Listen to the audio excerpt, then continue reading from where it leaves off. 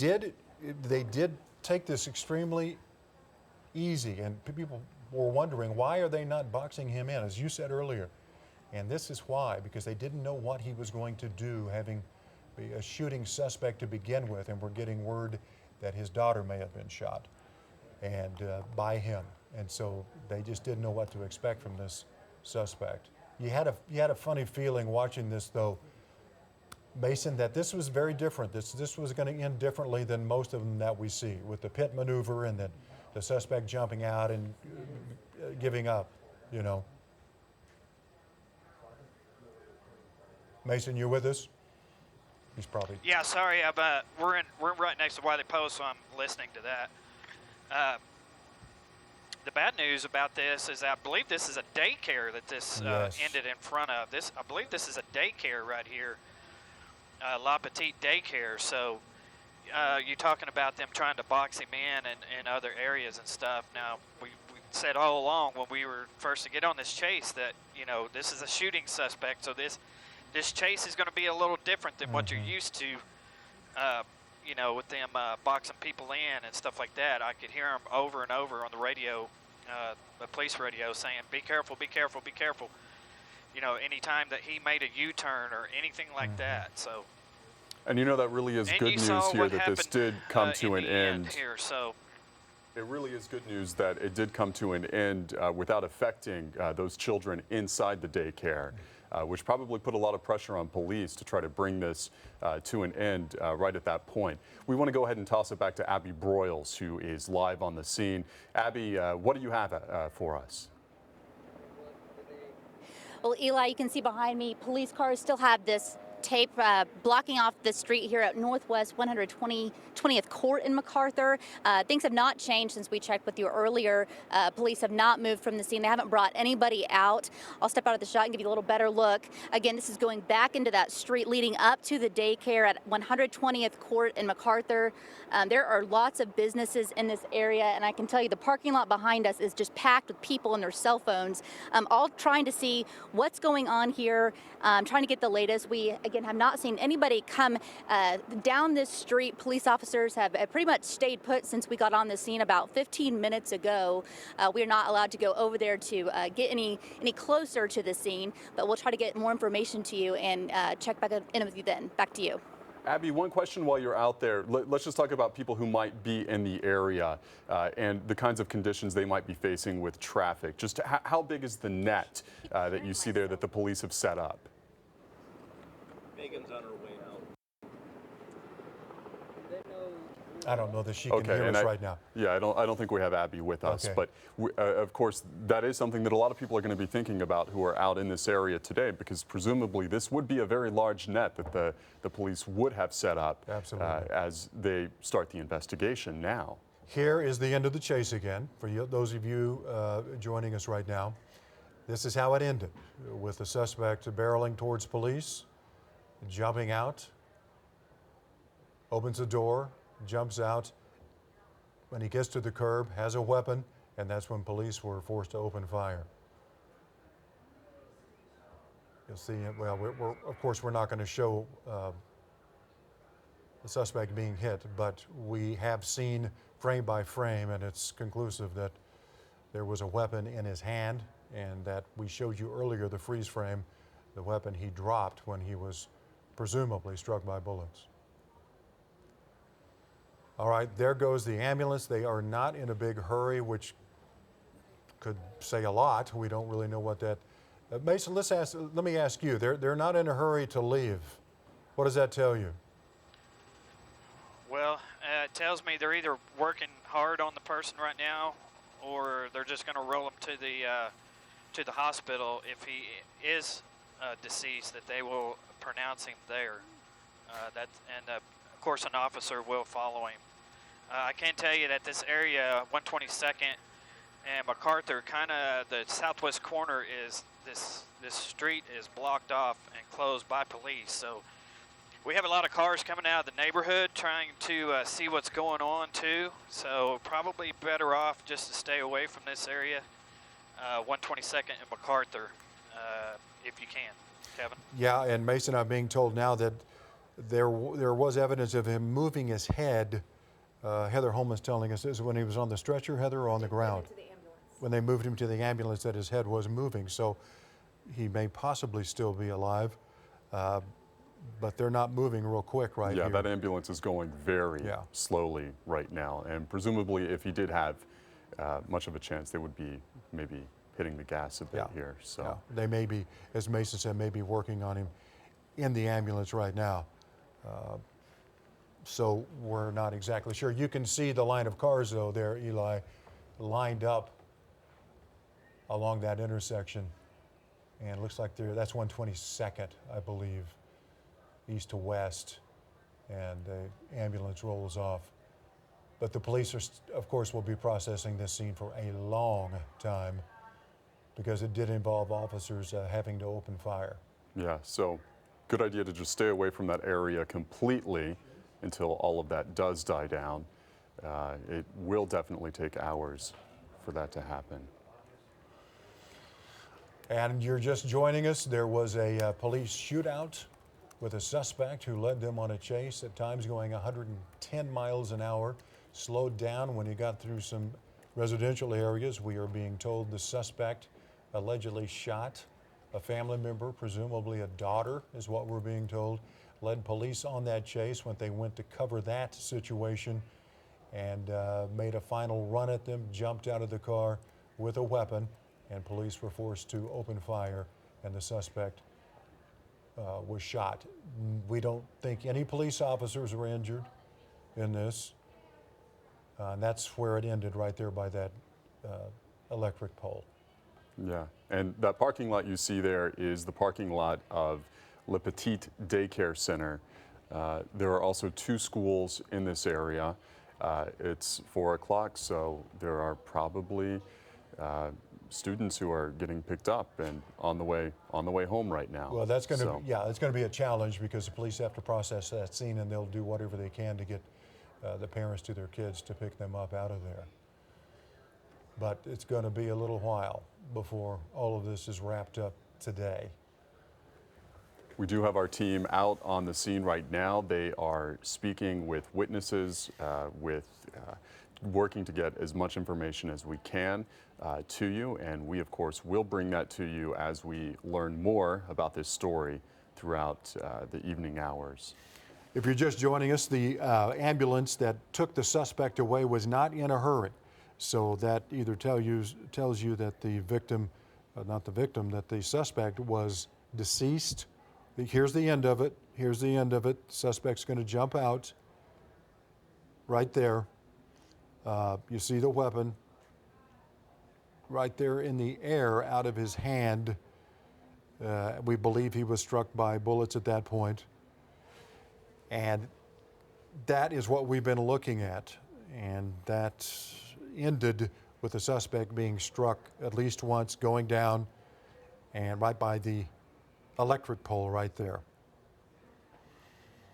And you can see what police have to deal with. It's just, you never know on these chases. That's why they take it so careful when they approach these vehicles, especially after the chase. They want those suspects to be on the ground, spread eagle, so they can see if they have anything. Well, this suspect jumped out and did have something. And that's when shots had to be fired by the police officers. Suspect down northwest 122nd and MacArthur is that area. And a lot of people watching this are probably wondering, why didn't police do this or why didn't police do that? And it all comes back to safety.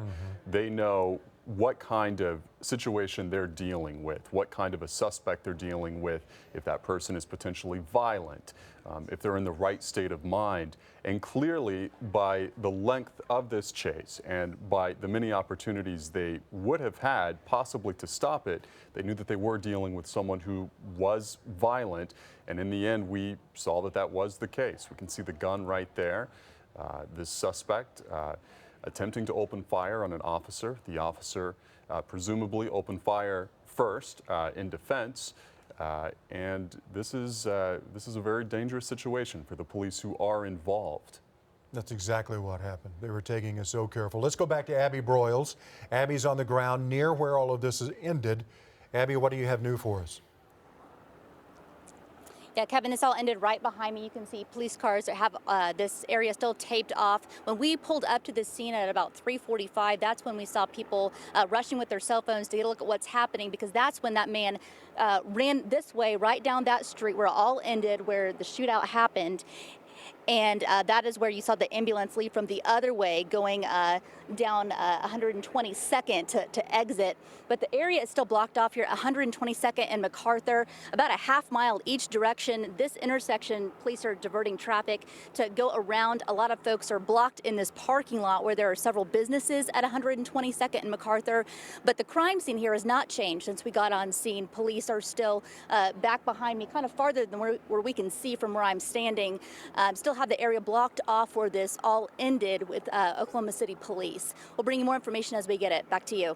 And what we're looking at right now is some of the children who are leaving Le Petit daycare, which is where all of this ultimately did come to an end. You can see that they are trying to get those kids out of there safely, and of course with the investigation going on, with the police net, with all of the chaos, this is something that a lot of parents are going to be concerned about if their kids are there. Well, it's so frightening, just the whole situation, hearing the gunshots, which I'm sure they did in that building. And Mason, you called it earlier in this chase when we said, well, they didn't block him in on that cul-de-sac, and you said, you're the first one to say, this is a shooting suspect. They don't know what's going to happen when this guy stops. Well, yeah, just, there's a lot happening in a quick amount of time, as we saw during this whole chase, where, a suspect comes face to face with you in a car, in your police car, and you don't know, and the windows were tinted, pretty dark, as I could tell. So they were, of course, they were on the radio early saying that they were going to be careful every time this guy got or so. Yeah, exactly. There we see the back windshield that appears to have been shot out during when the bullets were flying a little while ago at Northwest 122nd and MacArthur. Mason, do we have an idea of how many police cars were involved in this chase? Well, there were almost 24 at one point. At one point, they were telling officers, we have too many people following, take another route around to try to get him boxed in. Like I keep saying, there was a amount of time.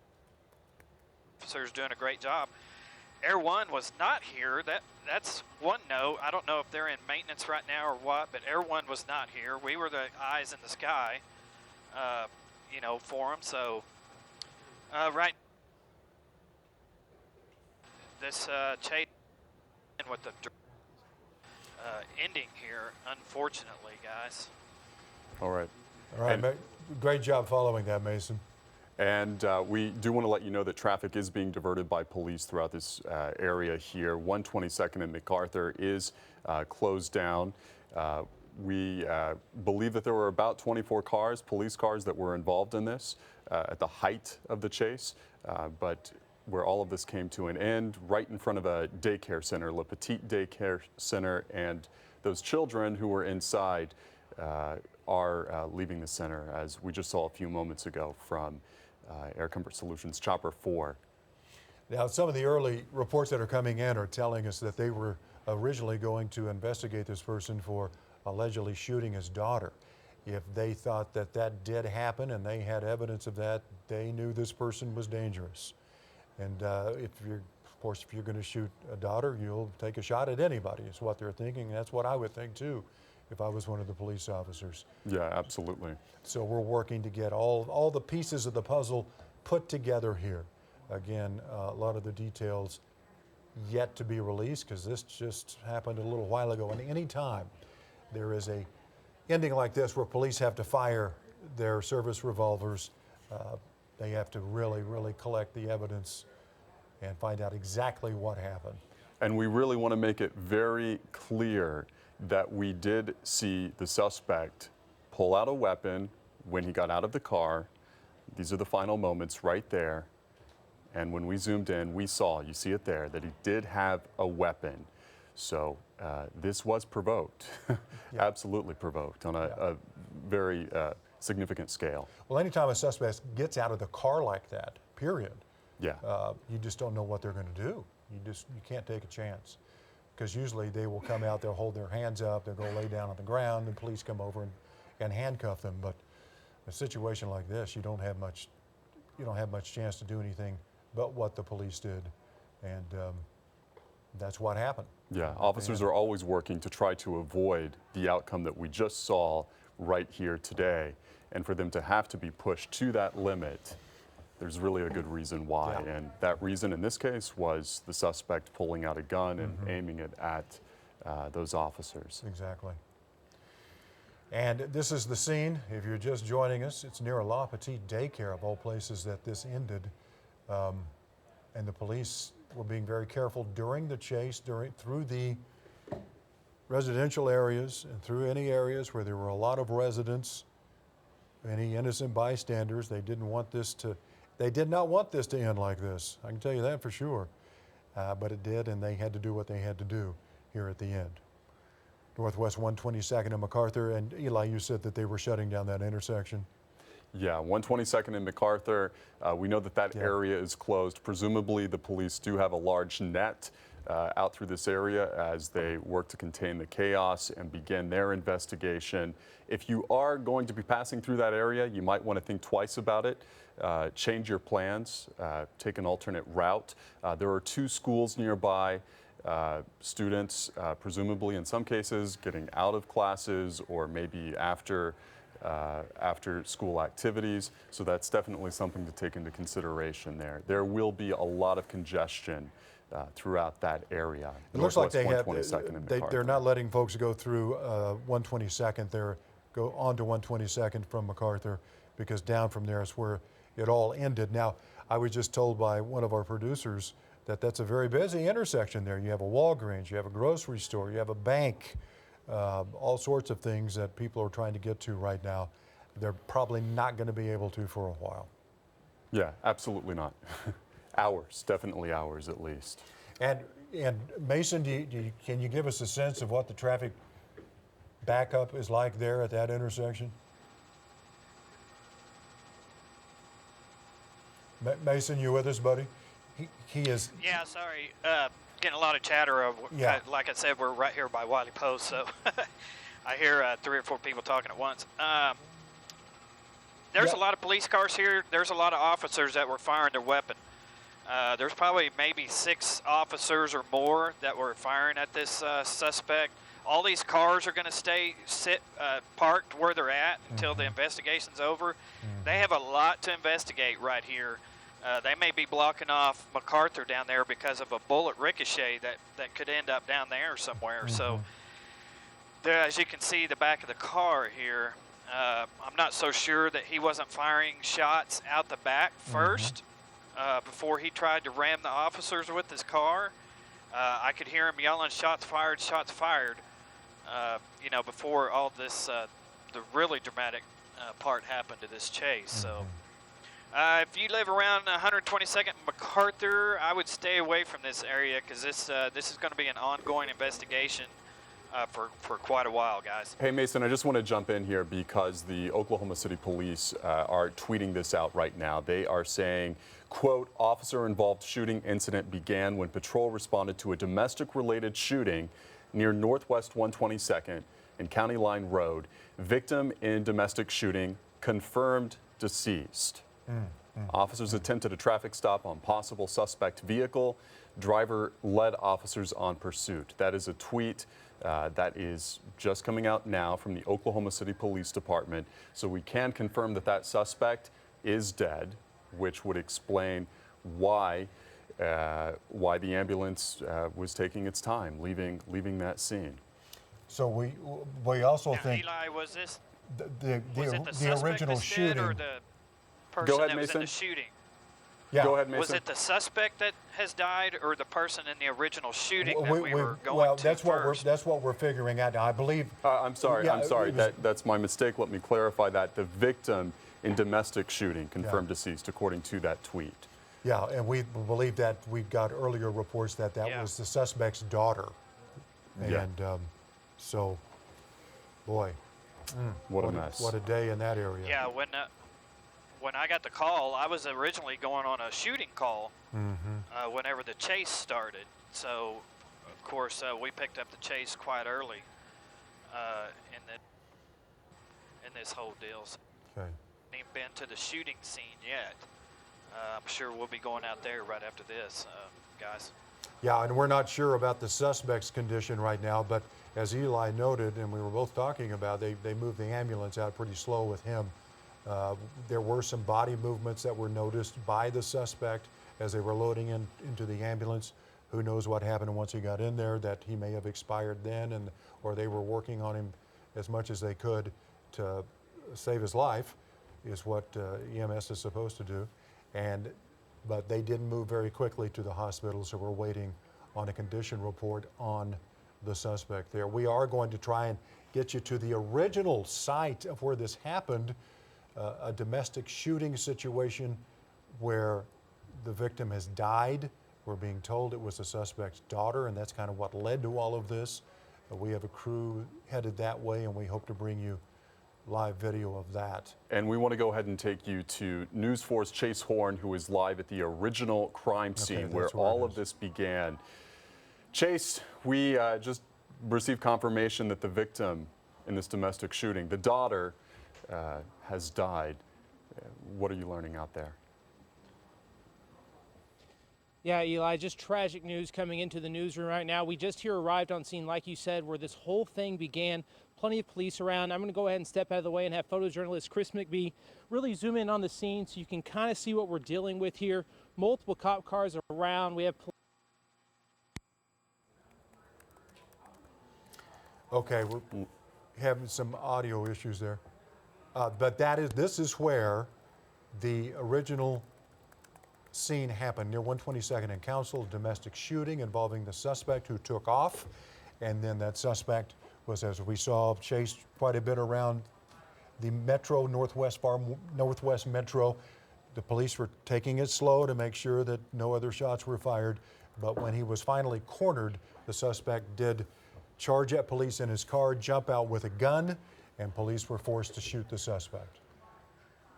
That is correct. And we just want to clarify, closer to 122nd and County Line is where this began. And we are working to get Chase back up and running so we can tell you exactly how all of this did begin from the scene where this tragic day began. Yes, it did. But it just shows how dangerous police officers' jobs can be. I mean, they're thinking, they go out to a scene to investigate a shooting, all of a sudden the suspect jumps in a car and takes off, and they have to be so careful about how here it is, officer-involved shooting incident began when patrol responded to that domestic-related shooting we showed you near Northwest 122nd and County Line. Victim in domestic shooting confirmed deceased. We believe from earlier reports that was the suspect's daughter.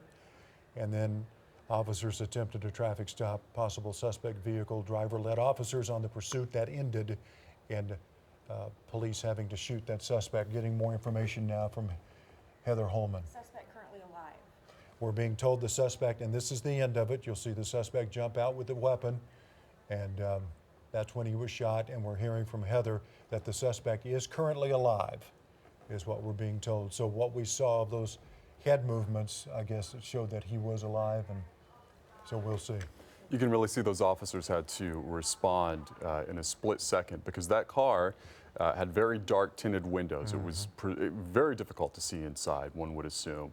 And the officer probably didn't understand clearly whether this man might actually fire toward him until he was actually out of that car, brandishing the weapon, pointing it at him. So it really does underline just how dangerous the jobs of these officers are for law enforcement. And why they take the end of these chases so seriously, even though they probably know the suspect's going to get out and go spread eagle on the ground and let them come arrest him. It can happen like this too. And so they have to be so careful, so careful, because they want to go home to their family at night. Absolutely. And we want them to too. And that's what happened at this situation. Near La Petite, which is a name that a lot of people recognize as a daycare here in the metro area. And they had them on lockdown, of course, and then all of this erupted. And so they originally got their kids down, and then they got them out of there. And we think we're getting ready to have another live remote for you. We do have News Force Cassandra Sweetman, who's live right now, near the scene where this chase did come to an end. Cassandra, you're very much in a developing situation right now. What do you see? That's right, Eli. The street here, MacArthur, is closed just south of 122nd. And as you can see behind me, there are a large number of police cars. If you look all the way down the street, there is a street sign right there. And that is approximately the area we're told where the man stopped his car, turned around, and was shot. Now, we're told by people in the area that they could hear many gunshots when that happened, but I have not spoken to anyone who actually saw it happen. Of course, we were broadcasting it, but right now we're waiting for the public information officer to come over and give us information.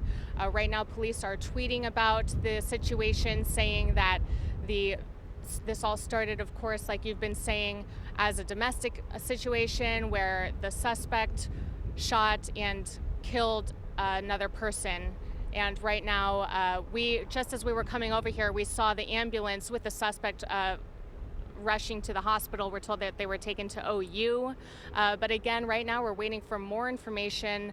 A lot of officers on scene right now. They've got the whole area taped off, and they've got this entire section of MacArthur closed off. So there's a lot of traffic. If anyone is on the road, I would avoid this area completely. It took us a long time to get here, and we will keep you updated as soon as we hear from police. Back to you guys. What we want to do thank you, Cassandra. What we want to do right now is show you and highlight the weapon that the suspect had. And you can see we're spotlighting it right there. Definitely appears to be some kind of handgun, and that's why police open fire. And you just can't take a chance. And there's the highlight of the weapon, and then immediately after that he turned around, and that's when police opened fire. And it ended with the suspect shot. We don't know how many times, but the suspect was shot. He was taken to the hospital, as we told you a moment ago. Currently, the last we heard, that he was still alive. And we want to go ahead and take you back to News Force Chase Horn, who is at 122nd and County Line Road. Chase, you began to tell us exactly how this started. You are very much at the scene where this tragic day began. What are you learning from your point? Yeah, Eli, we just arrived here on scene not that long ago. This is actually a gated community, a small community, really quiet, not a lot of people out and about as we got back here. But when we got back here onto Stonecrest Drive, lots of police cars. You can see everything taped off behind us. We're going to have photojournalist Chris McVree zoom in on the scene. A supervisor also just showed up, putting in almost about 7 or 8 cop cars along the fence line. You can see lots of police officers discussing what's going on here, still trying to figure out on the scene. Earlier, when you came to me on the other side of this fence, there was an officer speaking with a neighbor, not sure exactly what they were talking about. I just spoke with a neighbor myself that's here on this corner that we're standing on. He said he didn't hear shots or anything like that, didn't realize anything was going on until he actually flipped over onto the news and saw the chase going on, said he's never seen or heard anything like this happening in this neighborhood. But again, you can see that police tape roping off several houses here, multiple police cars, 8 or 9, I think, last count. A supervisor just pulled up, so more officers still showing up, still trying to figure out what exactly happened. We're going to see if we can't speak to some officers and some neighbors in the area, see what we can learn on this tragic story. But for now, let's send it back to you. All right, Chase, thank you. And Eli, that's where it originally started. That is where it started, and what we know is that the suspect allegedly shot his daughter, who is confirmed to be dead at this time, and that's where the chase began, winding through the streets for quite a long time. A very slow chase, by the way. And a lot of people, we just want to really highlight this point. A lot of people are probably wondering, why did it go on for so long? since it was so slow. And there is a reason for that. Officers presumably are very careful in not wanting to put people who are bystanders in the line of fire, Absolutely. in danger. And there were so many points where this really could have turned out in a way that would have affected far more people than what we saw here today. And really, this ended at a time when it needed to end, but at least no one else was involved. Right, and when that car made that final turn and started heading back towards officers, Mason and I kind of took a collective deep breath because we knew something was about to happen that doesn't usually happen at the end of these, because that suspect was not slowing down, was not getting out, was not surrendering, and as that happened, came out with a weapon, pointed it at officers, and they did what they had to do. They fired back, striking the suspect. We don't know how many times. Let's go ahead and take it back to Abby Broyles, who is at the scene of where all of this did come to an end. Abby, what do you have for us? Yeah. Well, Eli, you can see behind me, police are still actively working this situation, and more detectives have arrived on scene as this investigation continues. I want to give you an update on the traffic. Jordan, if you can follow me this way, police are diverting traffic here on MacArthur. If you can, stay away from this area, but if you are in this area, police are trying to find an alternate route. This takes you past the library at 122nd and MacArthur, so it'll dump you off on the other side, on the Hefner side. Over here at the other intersection at 122nd and MacArthur, police have this stretch also blocked off, but cars are slowly making their way through that intersection. So as we approach 5 o'clock in a busy rush hour, if you can, try to avoid this area if you drive this way to get home, as police are expected to be out here for several hours as this investigation continues. We've only seen more police officers arrive on scene since we got here about 3:45, as detectives have made their way here to the scene to keep working the investigation, where the man involved in the chase earlier was shot just beyond those police cars at the end of that street. This is at 120th Court and MacArthur Boulevard. We're still working to get information from the public information officer on the suspect and what all happened that led up to the shooting here near Northwest 122nd and MacArthur. Back to you. And there are a lot of businesses right there as well, which complicates the situation for officers as they're dealing with this in real time. And this is where it ended, not too far from a daycare. It looks like that is I'm not sure what that is across the street where they're gathering and talking to people. That's the suspect's car. Back windshield shot out. We're not sure if the suspect hit that or if the police did when they were forced to open fire. But that was the suspect's vehicle. And as we pan out here, you'll see where right there at that electric pole or telephone pole is where the suspect fell. And the police had him blocked in. And he was not going to go peacefully. That was very obvious. A very violent end. And this is all in or nearby the parking lot of Le Petit Daycare. And presumably a lot of parents are wondering exactly what's being done right now. How is this daycare handling the situation? Where are their children at the moment? We do have a team working on getting those answers. We did see a bit earlier some of the children leaving that daycare, but this is in such close proximity that they certainly heard the gunfire outside. And for children, that is a very traumatic experience to undergo. Absolutely. And as we heard, one eyewitness said he heard what he thought were a lot of shots. Could have been, but you never know once you hear. And you see some of the children right there.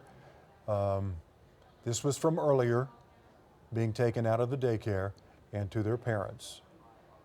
Make sure everybody's okay, which they did. And it ended, as we said, and unfortunately there were some of that ending that we couldn't get away from fast enough, but we came back to me as quickly as we could when the bullets started flying. But they were definitely flying, there's no doubt about it, and the suspect went down and was carted off in the ambulance.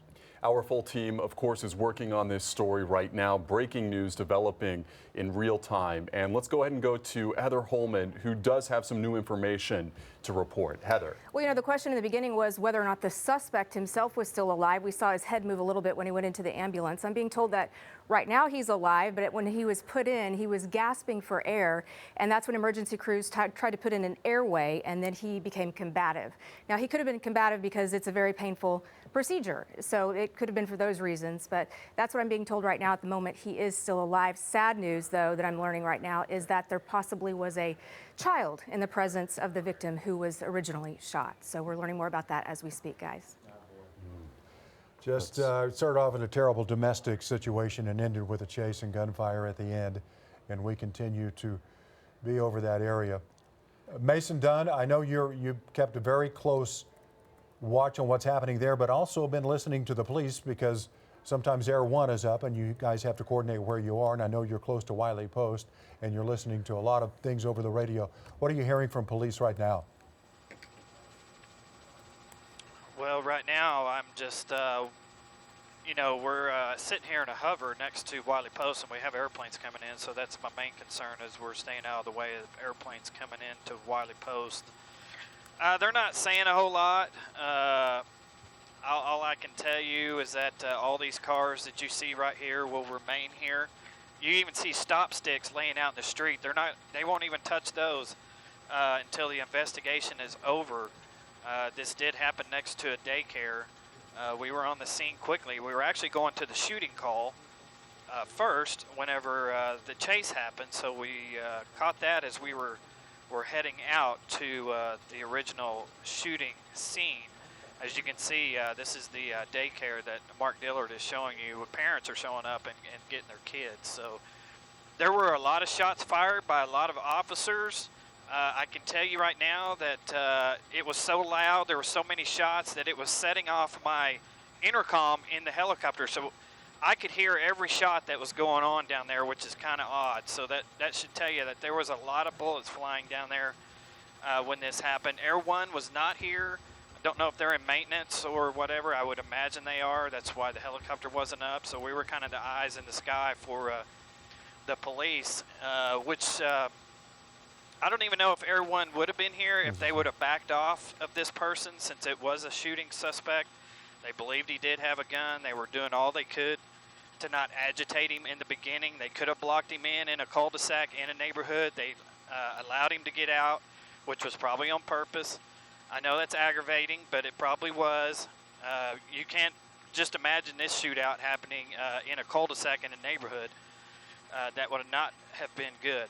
So, well, it's not good anyway, where it happened anywhere. So it ended up next to a daycare, which is probably even worse. So anyway, we don't believe anybody in the daycare was injured. We don't know if any officers were injured. We do know the suspect was down. This was a shooting call in the beginning. We do know that one person has died so far on this story. So that's about all I know, guys. We have been just kind of listening to the police off and on here. I have to turn them on and off because I have to listen to controllers. So we'll take a listen here, Kent, and we'll keep you updated. Back to you. All right, thank you, Mason. And Eli has new information about the daycare. Yeah, we want to let you know that the daycare, Le Petit Daycare, is confirming that all of the kids are safe. So that is good news. Now, you heard Mason just a few minutes ago saying that he could hear the gunfire actually up in Air Comfort Solutions Chopper 4, which is not something that you would typically hear in a situation like this. So those kids inside of the daycare certainly did hear that too, probably a bit traumatized, but the good news here, they are all safe. And we really want to highlight that point for any parents who might be concerned. But this all began somewhere else with a very tragic shooting. The daughter of that suspect being shot and killed. And we want to take you to News 4's Chase Horn, who is live where all of this began near 122nd and County Line Road. Chase, what are neighbors telling you right now? And has the PIO said anything yet, the Public Information Officer, Chase? Yeah, Kevin, Eli, we haven't had a chance to talk with any police officers yet, but I have spoke with several neighbors. Everyone shocked that something like this would happen. They say this is a quiet neighborhood. It's a gated community. Most actually said they didn't even realize anything was happening until they saw all of the police cars outside. We're going to have photojournalist Chris McVie zoom in at the scene because not that long ago, police standing next to this car, Chris McVie is actually zooming in on, just took what looked like a mother and child out of this home, 2 houses behind us, put the child in that car. Looked like they were just kind of questioning them, trying to figure out what exactly happened, if they heard or if they've known anything. There's about 7 or 8 police cars here on scene. Lots of neighbors here standing outside in the driveways trying to figure out what exactly happened. Again, everyone we spoke with said this is a very quiet community. It's a gated community. Everyone's friendly. No one I've spoke with said they've known this family that this happened to, the suspect or the daughter that passed away. But they said this is tragic news. They would have never expected anything like this to happen here in this quiet community. Again, we still have not had a chance to speak with police about what they can tell us what happened here at this scene. I'm going to continue to see if we can hear from them and check with any neighbors who might have known anything. But until then, let's send it back to the studio. All right, thank you very much. And as we continue to look at your live shot, if you want to step out of the way or whatever, Chase, you're in charge out there. But I want, if we can bring Heather's mic back up, because Heather, you had information about what happened here, that possibly another small child may have witnessed what happened. May have witnessed, yes, that a child was there in the presence of that shooting. Sadly, tragically. So we're still confirming all of those details, but we are told that a child was there, and just horrible to hear that. And saw another child being shot? No. Okay. That a child witnessed the woman being shot. So. Okay. At the original scene. The daughter being shot. Yes. Yeah. Okay. All right. Well, that's we're not just sure how awful. they're related and if they're related. Right. Okay. Gotcha. And this is a story that very much is unfolding right now. We're learning new details as the day progresses. This all started about an hour ago, roughly. Yeah. And so this is still very fresh. So the information that we're bringing to you, there is a possibility that it could change. But we do have teams out who are working to get the latest on exactly what did occur. The good news, though, for parents who are just tuning in, who may have children at that daycare center you see right there, Le Petit Daycare Center, all of the kids are safe. No reason to worry on that front. And that is a bit of good news amid the tragedy that we've really seen occur over the past hour. Cassandra Sweetman is part of our team coverage on this. Let's go to Cassandra now. What do you have for us, Cassandra? Kevin, we're looking at some glass. There's a broken glass in the building behind the camera now, but we just turned away from it. For a moment there, officers were looking at it as as possibly being hit by one of the bullets from the shooting from earlier, but we just before we went on air got word that it is not related, so we're not going to include it right now. But we did talk to people here on the scene who saw the chase as it was happening, watched the car drive down MacArthur, turn around, drive down 122nd, turn around, and then drive back into this neighborhood. Before he heard multiple gunshots, he literally said he ducked out of the way to avoid them, but wasn't hit. He did not see the actual shooting happen, but he said he couldn't even count how many gunshots. Dozens is what he said. He heard dozens of gunshots. So again, we are still waiting for a public information officer to come talk to us. Obviously, they have a lot to look at and a lot to consider before they come give us more information. But we are still waiting on that. And right now, traffic is still all tied up here on MacArthur. I would not come to the area of MacArthur on 122nd because even if you're going on 122nd or north or south of the area, it is just all blocked up. But right now, there's still a lot of action here, a lot of police cars, and we are still trying to keep track of all the action that is going on and keep you guys updated as we learn more. Reporting over here, Cassandra Sweetman. Back to you guys. All right, Cassandra, thank you. Those gunshots were fired after the suspect jumped out. There's a shot for you right this there. is coming to us from the neighborhood where all of this did begin, where the daughter of the suspect was shot and killed. We can show you video again of the suspect jumping out with a weapon, and that's why all those police officers had to open fire. And we don't know how many shots were fired, how many guns were involved, but that's why it's going to take a while to get this investigation cleared up from this scene, because they have so many moving pieces to this puzzle about how many guns were fired. They have to talk to each officer, and as you can see right there, Mason pointed this out a few minutes ago, but you have all of those squad cars staying exactly where they were. They still have the stop sticks out. And the reason why this scene is stagnant right now is because police are going in and they are beginning that investigation. So they want to make sure that everything remains exactly as it was when the final moments of this chase came to an end. exactly. And we are being told last time we heard the suspect was still alive. They were trying to put it in a breathing tube in the ambulance. Apparently, the suspect became combative for whatever reason inside there. But that's the car he was driving.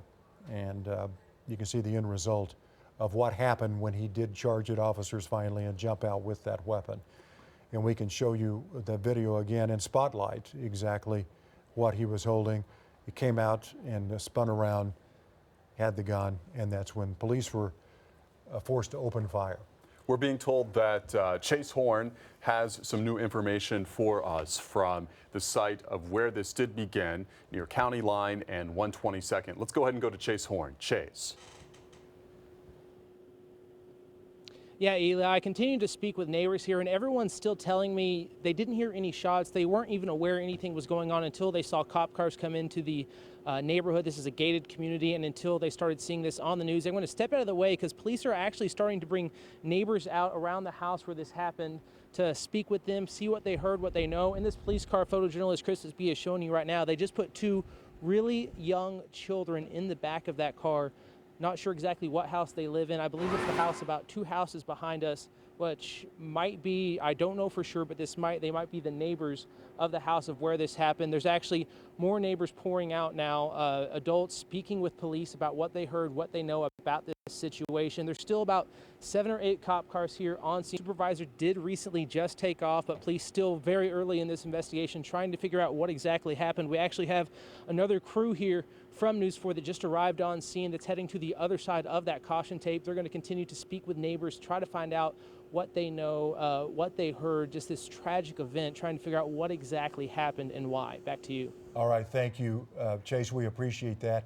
Now, this is what I was talking about, Eli, where we spotlighted the weapon in the suspect's hand when he jumped out and had it up in a firing position right there. Yeah, absolutely. And this is the reason why this chase ultimately turned out the way it did. You can very clearly see the suspect pulling out a weapon in these frames that we have from our video here at News 4.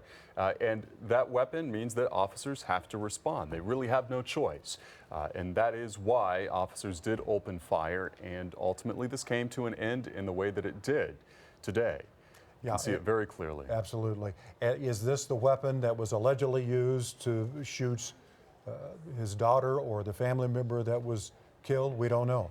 But they knew he had done something with a gun and had the gun with him probably. And when he jumped out, he had it with him. And that's why they fired back. We've been watching people come and get their kids from that La Petite daycare near where all of this ended a little while ago. I just saw a service member come and get a little one out of there and taking them back to the car so they can go home.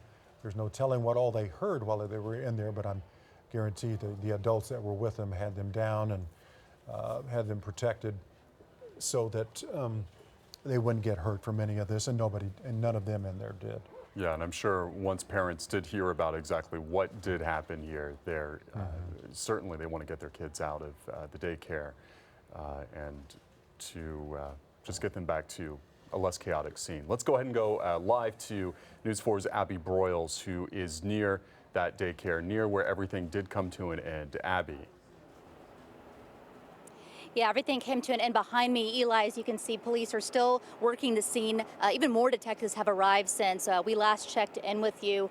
Combing the scene, presumably looking for shell casings. They're going to be out here for quite some time, and detailing the shooting, how it ended. We can tell you this area is still blocked off. Police are doing their best to divert traffic, but traffic has picked up as it gets closer to 5 o'clock and people are trying to get home. There are several residential areas over here. We can also tell you that there was a scene across in the shopping center at 122nd and MacArthur where there was some glass that was broken and police had taped it off thinking that was part of this scene, that maybe it was part of the shooting. A bullet had hit a window, but it wasn't. It's all maintained to where you're looking right now at 122nd Court and MacArthur Boulevard, where police are continuing to make their way back there to the scene as this investigation continues. We have still not spoken with a spokesperson from Oklahoma City Police, so no official information yet. So we don't know anything about the suspect at this point other than the shooting that led up to this very busy scene that continues to be busy as we inch closer to 5 o'clock. We'll work to bring more information as we get it. Back to you. All right, Abby, thank you very much. Again, started as a domestic with a family member of the suspect being shot and killed, and the chase that ended here in gunfire. And there is a very dramatic picture, a control room, if you're with me, of a police officer with his weapon outstretched, confronting this suspect at the end of the chase when the suspect jumps out with a weapon. And if we could see that, we'll show you that when we can get to it at the end of the chase. Here it comes. And you'll see what police were having to deal with here. Stops, he's going to get into that cul-de-sac, comes out, door open, obviously going to jump out. And right there, you see the police officer with his arms outstretched with his weapon because the suspect has one as well. And that's when the gunfire erupted. We don't know how many officers shot, but we do know the suspect went down, and the last we heard is still alive. But we're working to verify that for sure. Now, that suspect was taken away from the scene. We do believe that he is alive right now, but there are reports that as he was being treated in that ambulance, getting ventilation equipment set up, that he became combative with the EMTs who were inside. So we don't know if that was because it was a painful procedure to actually insert those tubes, or if he was continuing this kind of aggression, which of course we really saw quite a bit of today. Hey, Mark Dillard and Mason, if you can zoom in and push in on that Santa Fe police vehicle, that you can see right there that windshield was also shot out. So not only the suspect's car, but that windshield also on the police cruiser shot out as well. So another illustration of how violent the ending of this was. Yeah, and Mason was up in the air, obviously, as all of this was happening, watching this from above. And it's not typical that you can hear gunshots while you're up in the chopper. It's just too high. And in this case, Mason is telling us that he heard these shots erupting, and it was a long barrage of gunfire that we did hear, and that's definitely unusual. It just shows how difficult, how dangerous this situation became. Police car windshield shot out, the suspect's windshield shot out, the suspect down after hopping out with that weapon. It was not the ending anybody wanted. I can guarantee it's not the ending the police wanted, but it's what happens sometimes at the end of these chases, which shows you why they're so careful. When the chase does end, when these high-speed chases we show you, and they're yelling at the suspect to get out of the car, lay down so we can see what's in your hand. Yeah, and we've seen a lot of chases occur. And typically that's exactly what happens, isn't it? They typically come to an end in what way? What do you typically see, Kevin? Yeah, usually they're out, spread eagle on the ground. They're listening to police officers. They've either gotten rid of something out the window that they weren't supposed to have while they're being chased in the first place, or they get out and they run, and the police run them down eventually. But that's not what happened here. No, this is a very unusual. And you see the police car very slow right here. And again, they were taking it slow because this was a dangerous person who already had allegedly shot a family member and killed them. And right here, when the door opens, we knew something wasn't going to end, and the car kept going, was not going to end the way they usually do. And this is what happened. We're not going to show you, of course, all of it, but you see the police officer right there. And the suspect jumped out, had the weapon, and that's when the gunfire erupted from the police. Our reporters, of course, are covering this from all angles. We have 2 reporters out where this all began, and our reporter is telling us that the neighbors there say they have no idea what happened. They didn't hear the gunfire. And we also heard that from Chase when he spoke to neighbors a bit earlier today. But according to those neighbors, our reporter is telling us that those neighbors think that the girl who was shot and killed is a high school-aged girl. We, of course, can't confirm that right now. That's what we're being told by neighbors. But if so, but it was definitely a family member. Definitely a family member. Right. Absolutely. And there are some of the little ones at La Petite who are gathered right there, possibly waiting for their parents to come and pick them up. Got working parents, of course, coming to get their kids, and there go some of them right there. And again, nobody else injured that we know of in this except for the suspect. So that's a good outcome. No little ones, no innocent bystanders, no police officers hit either. If you're traveling through this area, you might want to have alternate plans. This is very much a scene of chaos right now. Police are diverting traffic. Stay away. Let's go ahead and go to Cassandra Sweetman, who is standing by the end of this chase. Cassandra, what do you have for us? Eli, Kevin, take a look. Right now, the crime scene unit truck, the vehicle is getting right on scene. They are among the detectives and police who are still arriving to dissect exactly what happened here, collect evidence. But right now, we're still waiting for police to give us information. Now, it's getting closer to 5 o'clock. I've talked to some people who are getting out of work and explaining to them that this is the culmination of a tragic series of events today that unfolded right in front of our eyes, the end of it.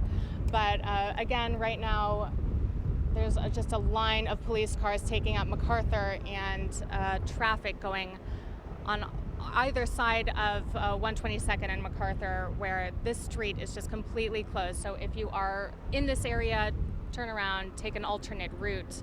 But right now, still waiting to get information from officers, waiting for a police officer, public information officer to come on scene and let us know exactly what they can tell us more about what's going on. If we can find out about, like you were talking about, the girl who was allegedly killed by this man. Back to you guys. And you can really see the scale of that chase, because where Cassandra is, she's a few blocks away from all of where all of this did come to an end. And we're told that at one point there were up to 20, 25 police cars that were involved in this chase, and in some cases possibly too many cars. So some of those squad cars needed to tail off a bit. And just the fact that we have that kind of police presence so far away from the scene really does show what kind of scale this situation has become. And how worried they were about the suspect. Absolutely. Because apparently, allegedly, he had already shot a family member at another site. So we're waiting for public information officers at 2 scenes where it began near Council and in that neighborhood there where the suspect allegedly shot a family member, and then waiting out here too to hear from a PIO, a public information officer, about what all they can tell us new that we didn't see from Chopper 4. Now, we did see just about all of it from Chopper 4, and we're not going to show you the actual gunfire and bullets flying. We did accidentally get some of that on the air, but came back to me as quickly as we could on that, because we don't typically like to show that. But we're waiting for them to tell us the condition of the suspect. Here it is again, Eli. These are the final moments here. And you can see the suspect is pulling out a gun right there. If you're just joining us right now, this all began with a domestic dispute that ended with a family member of the suspect being shot and killed. And that's when the suspect led police on a chase that was high speed in the beginning, but then became slow speed after, I believe, stop sticks were laid out. Yeah. And as all of this happened, we sort of watched the chase weave through the streets of the area at very slow speeds, becoming very violent toward the end, as we see here. And that shot that we just had up a moment ago shows the moment where this all came to an end in front of Le Petit Daycare, which is near 122nd and MacArthur, where that suspect did pull a gun on officers, and officers did have to fire at him.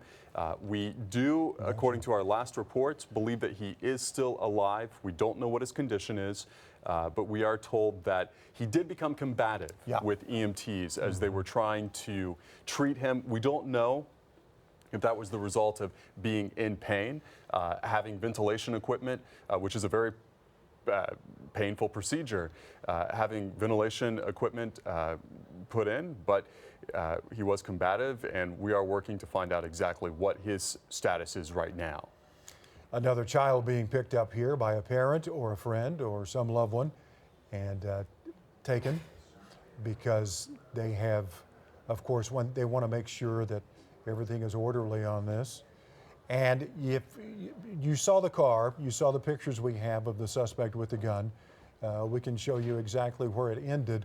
It ended at the bottom of a telephone or electric pole right over here. That's where the suspect fell after being shot. You see that one right there. Yeah. Hey, let's go to Abby Broyles real quick. Abby. Yeah, guys, we're here with got a little bit of different perspective from this scene. You can see the crime scene unit just pulled on scene. That is the white truck that is right in front of the crime scene tape, getting ready to go in as this investigation continues. Many police officers are still on scene here. It hasn't moved a whole lot from where we are, and traffic is still being blocked off for quite a stretch on MacArthur Boulevard. Traffic is flowing up at 122nd and MacArthur, but with police diverting traffic around this area, it's definitely very slow. You can see as police officers make their way back there, they are continuing this investigation. We have not gotten official information from the police department on any suspect information. We're still waiting on that, but we'll bring it to you as soon as we get it. Back to you. All right, Ab, thank you very much. Let's go to Cassandra Sweetman, who is also gathering information for us. I believe she has some new info. Cassandra? Cass, are you with us? We are working to get that connection back up and running, but she does have new information, and of course we are following this developing story as it unfolds. Again, a high-speed chase. In the beginning, turning into a slow-speed chase, a very violent outcome, ending near 122nd and MacArthur with the suspect being shot. So we will continue to bring you the latest information as this story does unfold today. Exactly. We could see that scene again. We saw the crime scene unit up there trying to gather some forensic information there. And let's go ahead, if we can see that again. And then we're going to bring Heather up here. All right. Eli, I think you're up, my friend. Okay. And a very difficult day indeed for those who were involved. We just want to highlight, though, for you, if you are in that area of 122nd and MacArthur, where all of this did come to an end, traffic is a nightmare there. Police are diverting traffic into other areas because of everything that has happened throughout the day. So we highly advise you to stay away from that area. Of course, we are beginning with breaking news: a violent end to a high-speed chase involving a murder suspect. That murder suspect allegedly shooting a family member at a home near County Road and 122nd. Air Comfort Solutions Chopper 4 was there, and from this video you can see the suspect get out of his car, and that's when officers opened fire. We do have team coverage this evening. News 4's Chase Horn is covering the deadly shooting that sparked the chase. And Abby Broyles is at the scene of the shooting, but we begin with News 4's Cassandra Sweetman, who just spoke with police. Cassandra, we've been waiting to hear these details. What have you found out? I actually have not yet spoken with police, but they are now on scene. They're getting ready to speak with us. But if you'll take a look, you can see the crime scene unit just drove in all the way down the street. Where that street sign is, I'm told, where the shooting happened that we saw earlier as it unfolded. Obviously, we're not allowed anywhere near there, but that is the area where we're told the suspect got out of his car and was gunned down by police. Now, like I said, the PIO just arrived on scene. She is talking to detectives and trying to get information before she comes over to talk to us. But the moment she does, we will let you know exactly what they have to say. Now, I'm on the scene with Abby Broyles. She's been here collecting information all afternoon. Let's toss to you, Abby. Yeah, Cassandra, when we first got here at 3:45 this afternoon, people were getting out of their cars with cell phones as this was just unfolding on the street behind me, where it all came to an end on the other side of that crime scene tape. That is where the shots were fired and where the suspect went down. We cannot stress enough, if you have loved ones who are going to be driving in this area, heading home from work, if you're about to leave work, try to avoid this area. There is a jam-packed parking lot on the other side of our camera at 122nd and MacArthur, where there's a grocery store, a number of businesses. This is going to be a very active crime scene for probably the next few hours as police piece together this officer-involved shooting that ended here at Northwest 122nd and MacArthur. For now, reporting live in Northwest Oklahoma City, I'm Abby Broyles. Back to you. All right, thank you so much for that, Abby. And all of this started with a deadly shooting in a far northwest Oklahoma City neighborhood. That's right. And News 4's Chase Horn is there covering it right now. Chase, you have been speaking with neighbors. What have you learned so far? Well, All right, Chase, and it looks like we have a problem there with the connection. We, of course, will work to get him back up and running because neighbors obviously were very close to all of this as it happened. You know what? We've got Chase now live. Chase, back to you. I don't understand. Chase, can you hear us? Sorry for those. Yeah, I got you, Eli. Sorry about those technical difficulties. But as I was saying, neighbors we spoke with, they didn't hear a shot. They didn't hear any commotion. They actually didn't know anything was going on until they saw it going down on police cars coming into the area. This is a quiet community. It's a gated community, and they can't believe anything like this would happen just down the street. We're going to have photojournalist Chris McBee zoom in on the scene. There's this police car at the very back of the police tape. You can actually barely see an officer's head kind of speaking to someone inside the car. He just brought out a neighbor of a house that's inside of the police tape. She's in that car. She's been in there for maybe 45 minutes to an hour or so, police talking to her. And closer to us, there's a gentleman leaning into a police car that has several kids inside, very young children, not sure of their age.